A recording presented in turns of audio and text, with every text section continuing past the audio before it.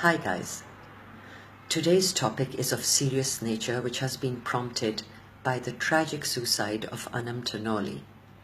It's just a reflection of how fragile human life is.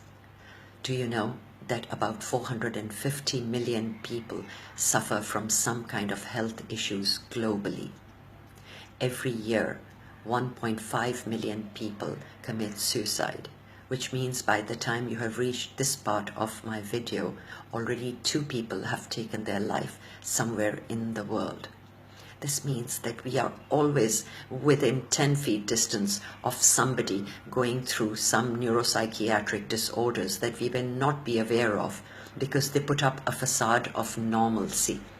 It could be our children, it could be a sibling, a close friend, a colleague in the office, or a stranger out there somewhere. We are always surrounded by them.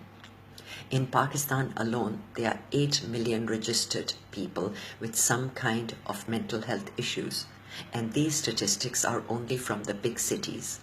We can't even imagine the magnitude of these issues and challenges, as the stigma is attached to getting help or therapy in our culture, which prevents people from actually seeking help. So what are the reasons for this? They can be so many.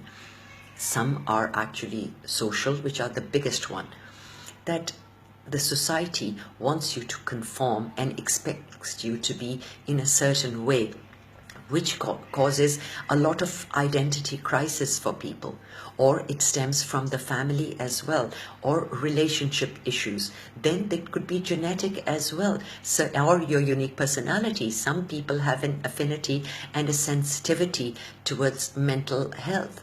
Other things could be the kinds of foods that we eat, and there could be a mineral deficiency, or there are so many causes.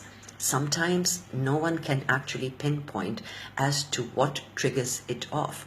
But have you ever realized, what do these people actually feel inside? If somebody has not felt depression, they cannot even gauge that what kind of a dark, hopeless snake pit they could be in. It is a feeling of no joy or no happiness. Some people have also described it as drowning while everybody else is breathing around them. And there is a dark hopelessness.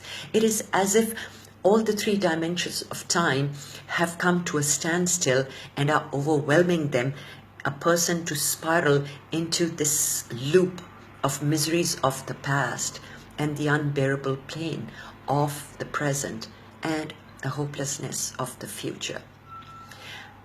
The family actually cannot give a kind of a treatment to these people who have such mental anguish.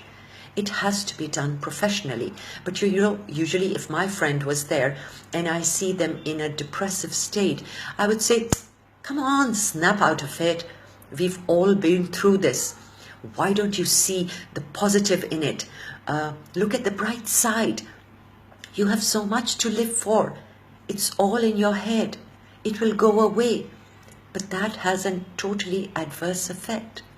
The main thing to do is to talk to them, which might be difficult because drawing out a depressive patient can be quite a challenge. But it's not talking, it is letting them vent. So we become the listeners. Then help them get help through therapy. Get them involved in some activity without telling them that you are involving them in some activity, to get out of that morose mood. And also the most important thing is, then when you take them to a psychiatrist, please monitor their psychotropic drugs. If you feel that those drugs are or he's being over-medicated, then get a second opinion or a third opinion, because it is the life of that particular patient. But the main thing is to just be there for them. I hope you and your loved ones never have to go through the pain of depression or other mental challenges.